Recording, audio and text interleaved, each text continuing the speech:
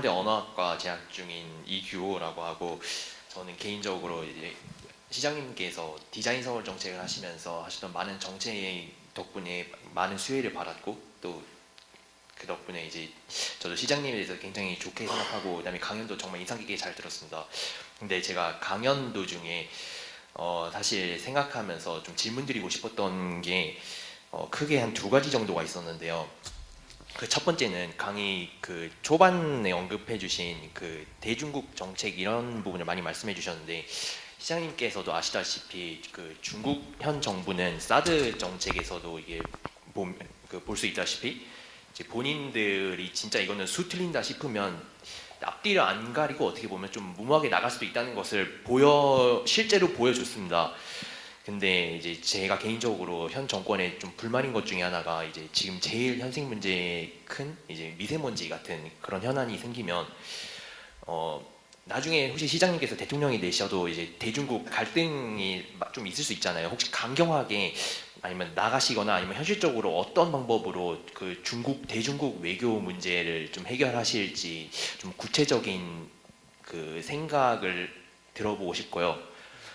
그 다음에 두 번째는 그 노조나 기타 이런 여러 갈등들 때문에 그 기술 발전하는데 오히려 그게 좀 해가 될 수도 있다, 이렇게 말씀을 해주셨는데, 근데 오히려 저는 사실 생각이 조금 다르거든요. 왜냐하면 이제 노조라는 집단이 현재는 어느 정도 정치화된 집단이라고는 하지만 그 근본은 어쨌든 본인들의 생계 문제가 걸려 있는 문제고, 그러다 보니까 아무래도 민감하게 반응을 할 수 있다고 생각하는데, 만약 그 노조나 아니면 여러 가지 그 노동자와 그런 자본가들 사이의 그런 갈등을 만약에 제때제때 그때그때 해결을 하지 않고 그걸 덮어두다가 오히려 나중에 그 소득 발전했는데 더 큰 문제가 쌓여서 팡 터지다든지 하는 게 장기적으로나 현실적으로나 좀 바람직하지 않을 수도 있다는 생각이 들거든요. 혹시 그런 쪽에 대해서는 어떻게 생각을 하시는지 한번 시장님의 말씀 들어보고 싶습니다. 감사합니다. 예, 학생 질문 들으니까 평소에 고민이 굉장히 많은 학생. 나라의 미래를 걱정하고 진짜 해결책이 뭔가 찾고 있는 상황에서 나온 질문인 것 같아요. 정말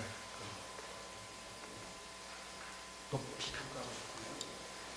미세먼지를 비롯한 중국과의 관계,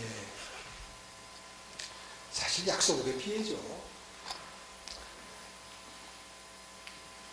부강한 나라를 만들어야 된다, 이런 얘기를 하면 너무 진보한가요? 한마디로 얕잡아 보인 겁니다. 분명히 이쪽에서 미세먼지 나라는 건 과학적으로 객관적인 사실인데 엉뚱한 얘기를 서슴없이 한다. 이건 우리가 약하기 때문에 부강한 나라가 돼야죠.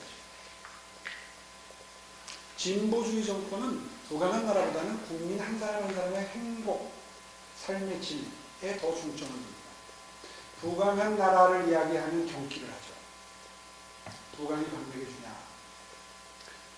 근데 사실 그건 그렇지 않습니다.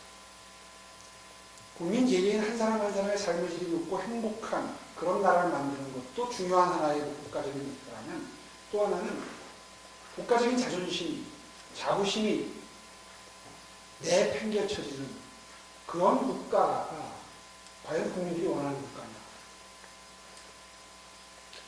학생은 미세먼지를 계기로 해서 질문을 했지만, 사실은 모든 국민이 지난번에 문재인 대통령께서 중국을 방문했을 때 받은 중국으로부터의 홀대, 혼자 밥을 들고 오셨다, 그런 걸 보면서 국민들은 국민적 자존심에 상처를 입는 거예요. 기자가 폭행을 당했다, 이런 걸 다 떠나서 기본적으로 중국 정부가 한국을 바라보는 눈, 시각, 여기에 문제가 있다고 보는 것이고요. 우리 개인 간도 마찬가지고 기업끼리도 마찬가지잖아요. 스스로 어떻게 처신하느냐에 따라서 상대방으로부터 평가를 받고 대접을 받습니다. 비단 미세먼지에 국한된 이야기는 저는 아니라고 생각합니다. 미세먼지에 대해서는 제가 할 말이 많지만, 제가 서울시장의 중점 사업이기도 하고 업적도 있기 때문에 할 말이 많지만, 그 부분은 질문의 유지가 그게 아닌 것 같아 생각하기로 하고요. 두 번째, 그 노조에 대한 개념이 학생하고 나하고 조금 생각이 다릅니다. 지금 한국의 민노총 대표적인 기득권 집단화 됐다고 생각을 하고요. 이제 경제적 약자 아닙니다. 저희 클 때는 경제적 약자였습니다. 그래서 노조가 하는 것은 무조건 마음이 갔었습니다. 저희 때 그랬습니다. 그런데 어느 순간 도를 넘기 시작했어요. 지금은요, 여러분들이 알고 있는 대기업, 모든 젊은이들이 취업하고 싶어하는 공공기업에 근무하는 분들이 대부분 민노총, 노조원입니다. 그분들이 과연 사회적 약자를 진심으로 챙기고 있는가? 본인들이 이야기하는 것처럼 비정규직을 진심으로 걱정하고 있는가? 평가는 여러분들이 하십시오. 저는 아니라고 생각합니다. 그래서 초기에 노조가 경제적 약자의 그런 그 불리함을 극복하기 위해서 뭉쳐서 힘을 만들고 그 힘으로 자본가와 대적하던 초기에 원칙적인 형태의 노조의 범위를 투쟁고리를 이미 벗어나고 있다. 이러한 평가가 이미 객관적인 지지를 얻고 있다고 저는 생각합니다. 실제로 노조, 민노총 특히 간부들에 입에서 그런 일을 스스로 합니다. 우리들이 파업을 하면 국민들이 별로 보는 눈으로 안 본다. 노조원들의 평균 급여가 대한민국 상층 20% 안에 든다. 그 중에 상당 부분은 10% 안에 든다. 이 얘기를 노조 간부들이 합니다. 쉽게 찾아볼 수 있습니다. 인터넷에 보면. 그런 상황에서 지금 학생이 걱정한 것처럼 노조를 계속 탄압하고 인정하지 않으면 자본가와의 갈등 구조가 폭발을 한다. 이건 지금 중국 노동자들이 할 수 있는 얘기지, 예를 들자면 한국에서 할 수 있는 얘기는 아니다. 저는 상황 인식이 조금 다르다.